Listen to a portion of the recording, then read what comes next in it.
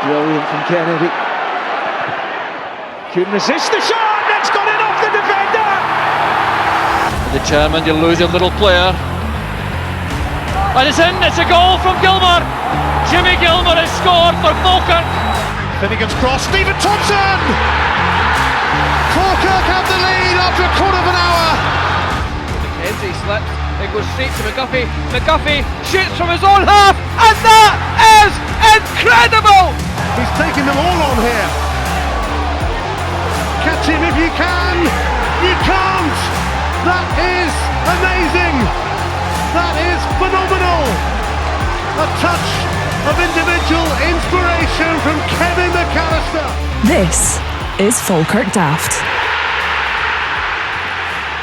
They're the reason we are championship next season. They've got the Bears believing. It's John, McGlynn and Paul Smith. See, we're going to have to work on that song a wee bit better. Gentlemen, welcome back to Falkirk Daft. Thank you. First of all, got to say a massive congratulations. John McGlynn just announced before we recorded this that you are up for Manager of the Year in Scotland. How does that feel? Yeah, very honoured, privileged to be voted by my fellow managers. So a great honour. So yeah, looking forward to the night on Sunday. As you know, we've got 10 players in the Team of the Year and 3 up for nomination as well. So yeah, looking forward to that as well. It was great for everyone at the club, isn't it? Everyone involved. You know, Paul, all the background staff, all the players, of course, fans, everyone that's played their part in this. Yeah, and we've noticed that every time that you've won an award, Paul, it's always the team that you get together, and the rest, Paul and the rest of the guys as well. Yeah, absolutely. Yeah, we're all in it together. You know, that's it, and that has to always be the case. You know, we're very much a team, and the players on the pitch, they've got to be a team. You know, that are working for each other, and it's the only way you'll get success, really. Out of interest, who did you guys vote for? I voted for the other managers, so I voted for the other 2 nominees. Oh, really? Yeah. Excellent. Paul, did you get a vote as well?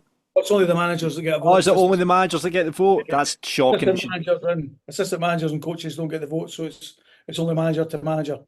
Yeah, that's interesting to hear that, actually. I mean, John, you guys have been an absolute standout candidates for obvious reasons, and I've got to say, absolutely congratulations on the League One win for you and the team's achievement. I mean, I hope you know, you guys, and I hope you feel it, how much it means to us supporters. And not only, I don't think just the supporters, but the community at large. The change walking about Falkirk, you know, you saw it probably an outpouring of emotion on that pitch at Montrose, where it was just, you know, as Falkirk supporters, you know, hugging your friends, your family, you saw people crying. It was a special moment for those, you know, that can remember the scenes at Clydebank. It gave that moment to a whole new generation of supporters, and it's all thanks to you guys and the team. I mean, what did it mean to you guys to get it over the line? Yeah, everything, and that's why we came here. You know, that's you got to go back to, you know, when we first got some telephone calls to make us aware that Falkirk would be interested in us. So yeah, that was a challenge. We had to talk about that and wanted to come here, and the enormous size of the football club, and if you got it right, you know, how great it would be, you know, to do that. And so yeah, that pitch in Montrose that night, with us having the later kick-off, Hamilton having, you know, a traditional 3 o'clock kick-off, and being on the pitch and looking at the fans, who it was quite eerie with regards to everyone on their phones waiting on that result coming through, and when it finally came through, the noise and the relief, and obviously the team going out on the pitch and playing the way they did that night, it was awesome. It was absolutely awesome, and the celebrations, everyone on the pitch, it just means so much. I mean, it means the world, and we've mentioned the connection that the players and the fans and the football club have now. It's amazing. It's absolutely amazing, and we've mentioned the ultras, and you know, the amount of you know, what was it, 4-6 averaging 4,600 attendances and 5,000 strips sold. It just goes on and on and on with regards to what an amazing season it's been. And yeah, the connection, as you said, fans on the pitch crying, fans on the pitch kissing you, fans on the pitch saying I love you. That was just me. Yeah. You just know how much it is affecting everyone, and the feel good factor. Yeah, don't stay in Falkirk, but you know, I know other people who do, and they're telling you, oh, the place is buzzing, Falkirk's buzzing, and that means so much to us. It's affecting so many people. I was lucky enough, obviously, to play with Falkirk many moons ago, and I think at that time, obviously in the Premier League with Kevin McAllister's and Simon Steenrod, it was a fantastic connection with the supporters and the players at that time, and obviously Jim Jeffries and Billy Brown as manager. And as I say, John and myself, obviously watching games at Falkirk over the last, before we came in 2 or 3 years before that, you were coming to games and there was a silence about the stadium, and the punters were just waiting for something to happen, a mistake to happen, and get on the players' backs. And as I say, since we've come in, the fans have been absolutely fantastic, and it's just, as I said before, the fans have grown with the team, and a combination of going up to Links Park at Montrose on that night, which John said was fantastic, and obviously carried on behind the wall, which was a fantastic night.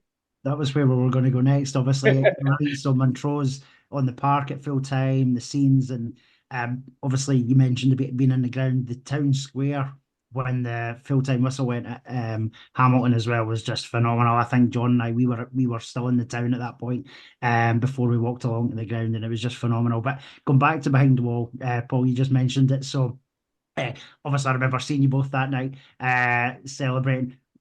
What did it feel like that night? What was the emotions that you were going through? Yeah, well, we had a very interesting bus journey down the road as well. That was good. When we got to behind the wall, yeah, the bus journey was very good, and the boys were in very, very good spirits, and there was some good songs sang. And I hear there's a certain fan of Wagon Wheel in the management team. We all are. To be fair, Wagon Wheel's been the song that's got us through. Yeah, absolutely.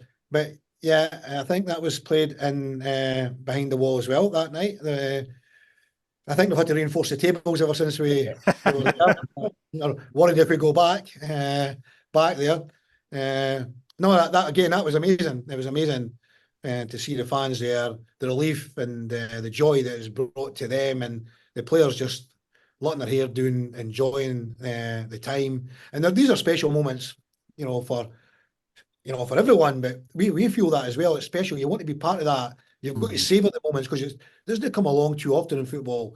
Yeah, there's no always loads of success. There's more knocks than there is success, and so you've really got to savour it. And winning it so early, we had that few games where again you can, and obviously Saturday, coming up to the game on Saturday, full house here, great atmosphere, going for the unbeaten record. It's again going to be a special day, and it'll be great to see so many fans come in and to recognise the achievement and to be part of the day and the celebration. And yeah, it's been a special season. We've won the League One before, and of course it's special whenever you do that. But this one has been, particularly with the way that we've done it, and to go through 35 games unbeaten, it's a one-off. No, absolutely. I mean, I guess this league, however, this whole campaign, this whole story of the last year really started at the end of last season. What were your kind of thoughts when you're standing that touchline, and we've just lost the 2 playoff games against Airdrie? What was racing through you guys' mind at that point? Well, you've got extreme disappointment, obviously, but you have to be thinking ahead, and that was where I was, because regardless of the result, we were always going to be looking ahead, and like we have been here for since January, we've been looking ahead since January and tying our players up, and you've got to be looking forward. You have to, so it was lining up players to come in, and that was my statement right after the game, that it was now going to be like phase 2. I didn't really count the January window, although we've done a little bit of ducking and diving. It's never a good window when it's not like we had money. It's Yeah, it is exactly that. It's ducking and diving, it's bobbing and weaving, it's changing one or two around about, but you're not going in there. So very few players available. Different in the summer window where you can get your teeth into it. We knew there was players going out, so there was more scope than the first season when we came in. Where we came in, there was like 14 players in contract, and there was less room for manoeuvrement, but we managed to get in enough to nearly get there. But also to get a really, really good Scottish Cup run, which cannot be forgotten. That brought in hell of a lot of finance to the football club, possibly saved the football club. And so after the second Airdrie game, it was just a matter of, right, we need to get the next phase of players in, and that's what I said we would do. Fortunately enough, we've been as good as our word, and we've managed to do it. And that's in football, been in the game a long, long time, and you continuously have to be looking forward. And we've got so many connections, and we've worked with so many people that we can tap into all that, and people who trust us, also are making either themselves available or their players available. If it's clubs or agents that you're talking to, they know that they're going to come to a good place, and they're going to get treated well, and they're going to become better, which is another great testament to ourselves in that way. I think when we came in there, we always said it would be a 2-year rebuild, and I think because we did so well that the first start of the 6 months, it rose expectations there, getting to the semi-final of the cup, and obviously finish second in the league. And then the major disappointment, the Airdrie game, I think would built up the expectations for ourselves and the supporters that we had a good chance of going through in the playoffs. And as I say, that was it was a horrible, probably 2 or 3 weeks for me and John, a horrible summer. And it was great actually to get back in pre-season with the new players of the squad. And I said from day one to the squad, I thought that was a championship squad we had built at the time. And the guys have proven that this season. Well, you've just kind of took the words out of my mouth there. So obviously you've said there it's a 2-year. It was always going to be a 2-year sort of plan. How early do you guys actually have to then put your recruitment in place? So obviously we saw, as you just said, the day that we signed Tom Lang, Brad Spencer, Calvin Miller. Like how early did you actually have to put these things in motion? Well, you're testing my memory now. Probably the season before. Yeah. Yeah. The exact dates, I'm struggling to give you exact dates. Yeah. But yeah, Calvin was a little bit later because I did mention that at the time. I didn't really expect or anticipate to get Calvin. He was unexpected.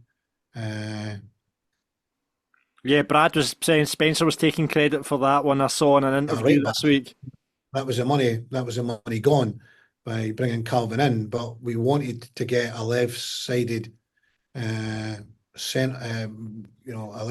left-sided winger. Everyone we had was right-sided, and we needed that balance, and so it was worth taking Calvin and negotiating that deal, and we had to negotiate really well. Hamilton were playing a difficult game, so it took a few twists and turns before we managed to get it over the line that morning that we did. We had tried to get Brad the season before, and he at the second time he asked him, he was keen to come, which was great. Tom was one who we had an eye on for some time, having worked with him at Wraith Rovers as well, and you can see what they brought, along with a number of others. Nicky had been in Wales in the first half of the season, went back to Notts Forest. So again, when it came to looking at goalkeepers and talking with the staff and one or two of the players as well, we tied up Nicky fairly quickly, and then Sam was one who was brought to us by his agent initially through Bobby Geddes, and that took a few twists and turns over the summer as well, which was a bit made more stressful holiday time, but we managed to get there with him. So Ross McIver's another one. Ross, probably one John and myself both watched when he was a young boy at Motherwell. we watched him then, and we probably didn't think he was ready probably to come to Raith Rovers at that time. And we've watched him ever since. Obviously moved on to Partick Thistle, went to Alloa, and we both watched him very early in the previous season, and we kept an eye on him all through that season with Alan Fraser, and we decided to go and bring him in. So it's recruitment's ongoing all the time. It's not we don't say it's a spell of 2 weeks or 3 weeks. It's the full year that we're always looking at players and looking at recruitment. Yeah, it's not just been about recruitment, though. I mean, I think, that spine of the side that you've created, when you mentioned Tom, you mentioned Brad, you mentioned Ross, that spine of the side, it's been incredible. It's been the players that also from the previous season, and, I'm talking about people like obviously Leon McCann, Aidan Nesbitt. We saw what Callum Morrison, I mean, he's has done this season in a very good side, because he's played in some terrible sides and he's done well. But, you look at someone like Carl Donaldson, who this season, as a supporter, just looks like he's come on leaps and bounds. And I don't know whether you guys put that down to the captain's armband going on for him for a big part of the season, or if that's been playing alongside someone like Tom. I think they struck a very good partnership, absolutely. And I think a big part of it was playing beside Tom. Tom's very aggressive, very committed, and that can rub off, and I think there's a number of things have rubbed off, and you can learn from each other and take inspiration from each other. And Cole he's looked, a Rolls Royce at times this season, so composed on the ball, aggressive in the air. Got yourself a couple of cracking goals as well. A good header recently, also. So yeah, he improved a lot, a hell of a lot this year. And you're right with regards to Callum. He's kicked on. The first part of the season, and then obviously January came along and there was transfer activity there, but thankfully he stayed and thankfully he signed a new contract, and from then he's kicked on, and Calvin at times has just been unplayable. We also brought in Alfie, who had been flying at the beginning of the season, probably then found himself in a difficult position where Callum was just so good that they're very difficult for Alfie to get in, and we're bringing Ethan Ross as well. Around about August, September he came in, and again vying for positions with Calvin. So we've been very, very good, and you could say fortunate, but we've actually by design managed to bring these players in, and they're all been competing enormously well. When you mentioned Aidan Nesbitt again, who's had a great season, kicked on, and the other Gary's, Oliver's been thereabouts, had a good start to the season, got an injury, found himself at the team, and again the team's winning, very difficult, but coming on in games, getting his starting games here and there, and getting goals for us, important goals. So yeah, the recruitment is, but then we've got a way of playing, and all the guys know the way we play. They buy into it, and it's attractive. It's attractive. People want to come and they want to play for you. Once we got to January, bringing Dylan in has been another good signing, who's kicked on and has been scored an amazing goal out here recently, and has pulled the strings very much with Brad in the middle of the midfield. Hendo was unfortunate, he'd done his hamstring at the weekend, but he's chipped in with a few goals, played a big part in the team. So it's been very much a team effort. The whole thing to manage to work so well. I think just on that as well, Steve McGinn's been absolutely fantastic for John and myself. He's gelled all that squad in the changing room, and I know he's helped Cole. Being the captain, he speaks to Cole every day and helps Cole in that. And he's been massive for us in the changing room. He runs that changing room really well for us, and it's been like an extra coach for us in there. You certainly heard and felt that at the recent recognition night, Paul. The love and the sort of camaraderie that they've all got for Stephen, and I agree with John. I think that's definitely seems to have rubbed off on Big Cole this year. And as you said, he's scored a couple of absolute belting goals, and he's sort of led the defence there. Obviously, we're missing the pair of them and Hendo now for the last game. Is that giving you a wee bit of a headache for the weekend coming? A big headache.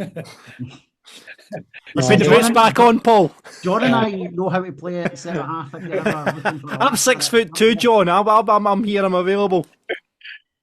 Yeah, I mean, My interview on Saturday was more frustrated because I knew what was coming with regards to I was picking a team for next Saturday when I was doing the interview, and head was all over the place, to be fair.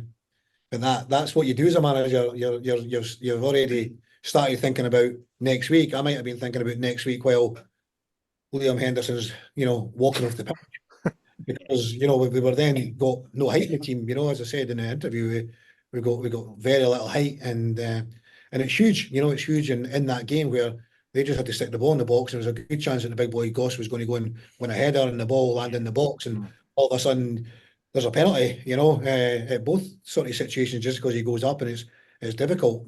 So there may well be situations that crop up like that this weekend as well. Yeah. So as a major problem, thankfully, I'd rather it came now rather than midway through the season. Yeah. Still, there's a lot to play for. It was a huge game for us going into game 36. With everything to play for with regards to this unbeaten record and wanting to keep a hold of this.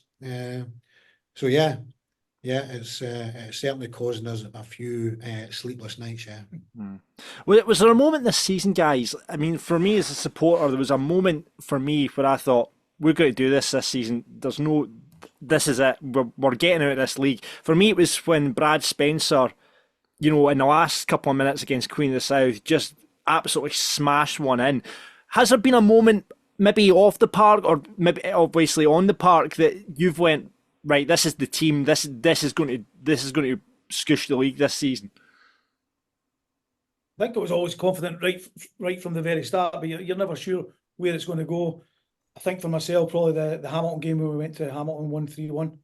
That was a big turning point from there. And then probably the third Hamilton game when we're going in probably maybe 8 points ahead. If we'd maybe lost that one, it was going to drop down to 5 points. But we went on a good spell there. We had a midweek game and we ended up, 14 points ahead and gave ourselves a good cushion at that time as well. But as I say, probably for myself, probably the Hamilton game 1-3-1.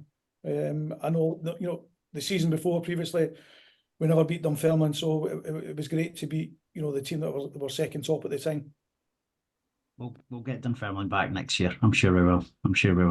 In terms of Hamilton, obviously we mentioned there the big win there, and it was such a huge day for everyone in the stadium. I totally agree, Paul. You felt it, didn't you, at the end?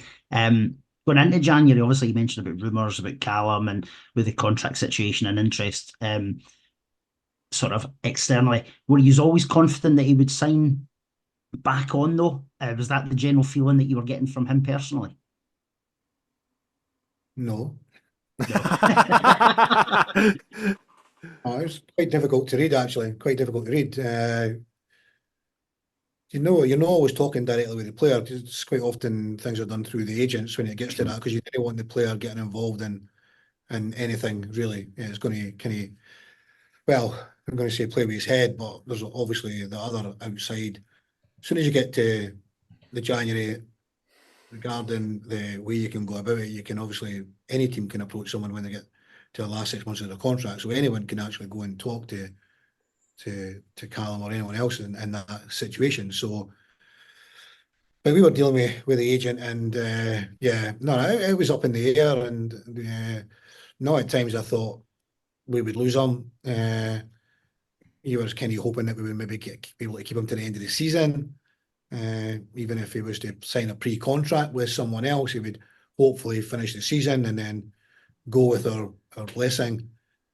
So for it to have turned around was very welcomed. It was came from out the blue, so to speak. But delighted that we managed to get back around the table and get the deal done. And he's kicked on so well. He's playing with such a freedom. He's very, very comfortable here. He's very happy here, and we hope to be here for the duration of the new contract that he signed. I think as supporters we were actually shocked, because we all thought Callum's, he's done a great service for the club. You wouldn't begrudge him going on and moving on and looking for a Motherwell or a St John, one of the Premiership clubs. So it was unbelievable that he signed. And I mean, it's just as well during the January transfer window that you were able to hold on to him, Calvin Miller, and Alfredo Aguiman, with Hamilton floating about them as well, boys. So I was delighted with that as a supporter. One bit of business you did do on January was bringing in Dylan Tate from Hamilton. You guys had previously worked with Dylan and knew what qualities he would bring. But how did that deal come around? That's a tricky one, that one. There's a story here, though, John. I can feel there's a story here. Yeah, but it's not. Right, not for broadcast, though. It's not for broadcast. No, that's better left alone, that one. Right, no problem. Well, what are the as you say, we worked with Dylan as a 16-year-old boy at Dunfermline. Raith Rovers. We gave him his debut. He got his move to Hibs, and we've always kept in contact with Dylan. From his time at Kilmarnock, our growth and loan from there as well. So I found it really surprising at that time he wasn't playing with Hamilton, and we were just absolutely delighted to go and get him signed in January. No, it was great, and obviously, fingers crossed, these Hibs will maybe think about procuring him on a loan for us next season as well. That would be a delight. We touched it at the start about this potential invincible season that we're on the precipice of. How big an achievement in football, and I guess in your careers, would that be? Well, the biggest, absolute biggest, because it's not done very often. It's special teams that do that, regardless. I believe only three times it's been done in Scotland. Rangers and Celtic, I think, have both done it twice, and Kilmarnock did it once during an 18-game season, I believe. Right. Yeah, so amazing. We very, very few football clubs managing to do it. So, yeah, that's why it's so special, and why every team has been trying to beat us as well. They've been very motivated. Most teams are very motivated to beat us. I thought the referee was quite motivated on Saturday as well. So we have to rise to these challenges. So yeah, it would be extremely special, really, really special. I think the players would be remembered forever, ever in the Falkirk Football Club's history to do that. And we are so close to it now. And it's, as I say, just your question prior to that, now without any of our recognised centre backs makes it a lot more difficult. I know, especially if you've got a big lump like Connor Salmon going up there on Saturday as well. We know what Connor does, having played with the club before as well. Yeah. John, Paul, see, in terms of Saturday then, so obviously the whole Invincibles thing, we're so close, just as John said it as well. If we do it, you've just mentioned, so obviously I think you've said it before, there might be dinners in the next sort of 10, 15, 20 years time where there'll be reunions, talked about it and stuff. That's just massive, isn't it? Are the players feeling it as well? Are they, is everybody on the edge of just sort of, we have to do this on Saturday almost? Yeah, I think if you look at us and you look at Dun United another night there against Airdrie, you see a difference, because Dun United won the league, and the Airdrie game didn't matter an awful lot to them. And they obviously had been celebrating also, so fair play to them. Everyone would do that. But you see how our guys have had to continuously put the foot to the floor and play well. We come out and score 7 that night, then we went and scored 5 against Cove. So fair play to our players. We have still had the motivation to go and deliver. Chesterfield won their league, the National League, I think it was, the week before we won ours. They lost their next 4 games. So it's difficult to keep them at it all the time. But the guys, because this invincible thing is there, that we really, really wanted it so much, the guys have kept their performance level up, even though we could go examples there of Dundee United, maybe not quite at it. I mentioned Chesterfield, they lost their next 4 games out of 5. And, our level has been right up there. It's never really dropped at all. Yeah, we got points at the weekend, but you couldn't really put it into the performance level. We should have been out of sight. And so, yeah, the guys are very, very, very much up for it. I think we might have been getting through the first quarter of the season, and we kind of said, can we get to Christmas? Can we get to the halfway stage unbeaten? Mm. You know, when you get there and you realise what you've done, you say, this is doable. You know, we could do this. You know, within the dressing room, we're never going to come out in the public eye and say these things. But within the dressing room, we kind of then set these kind of targets. And lo and behold, here we are, 35 games done, one to go, and we're still on track. And so, yeah, in adversity and everything else, it's up to everyone to, on Saturday to put their best foot forward and make sure that we can deliver this. I mean, absolutely. I mean, the last two games have been so tough, you know, as a supporter watching it. See, when Michael Tidser, you know, when we're fighting in that Annan game and Michael Tidser stood up at the end of that match, I just thought, oh no, because he's obviously an ex-Falkirk player, oh God. But it was an unbelievable performance against Annan, and like you say at the weekend, a really battling performance to get a point down there as well. But yeah, so Alloa next, we're on the precipice. I just want to come back, and I know, John, you and Paul, you both talk about it a lot, and you have done throughout the season, is the importance of the ultras. It just seems to have been up this perfect storm this season of the team on the park together, the supporters off the park together, and the ultras have just, it seems like they've just, you know, even against, you know, when you saw, I think Sam had a mistake against Dundee United and they're singing his name. We spoke to Keith and Gordon about that the other night there. You know, the will to win when we played Kelty as well. It was, you know, you just heard, in fact, the main stand were even singing that day, for God's sake. This is what you've done to the club, boys. But, you know, how important have those boys behind the goal been? The young team have been absolutely fantastic. And as you say, you can go through so many games.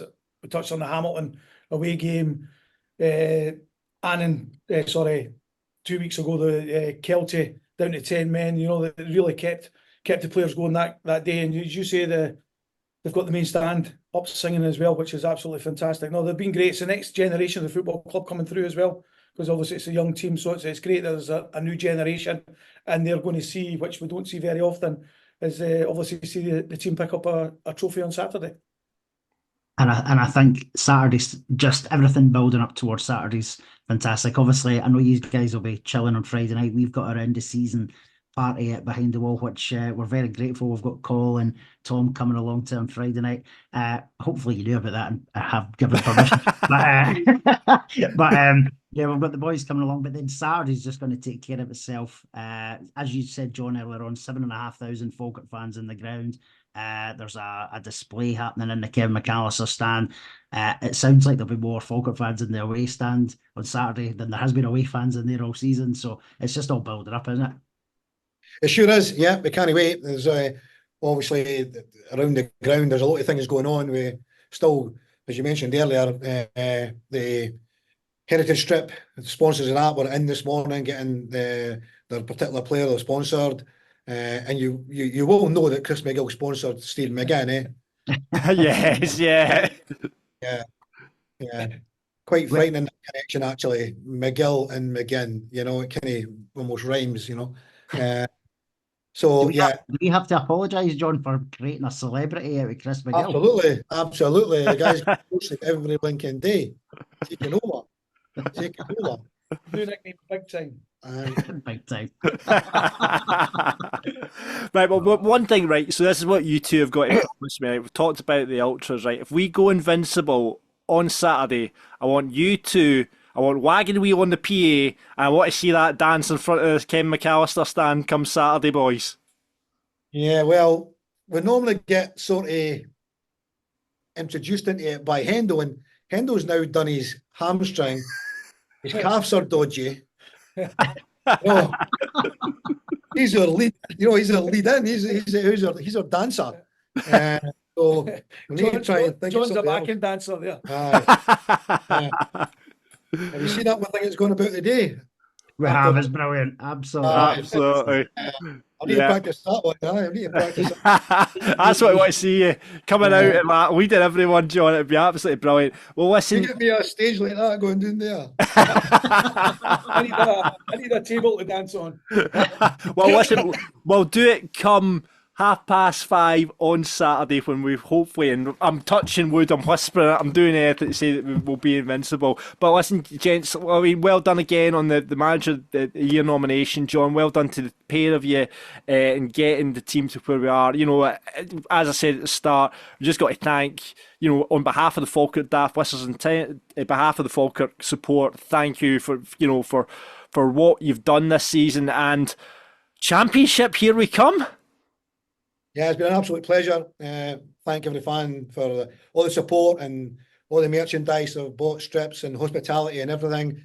If you can possibly add anything to the season ticket money to help the managers, you know, kitty, so to speak, then anything would help us, anything at all. If you can go and buy your season ticket early as well, that would be much appreciated.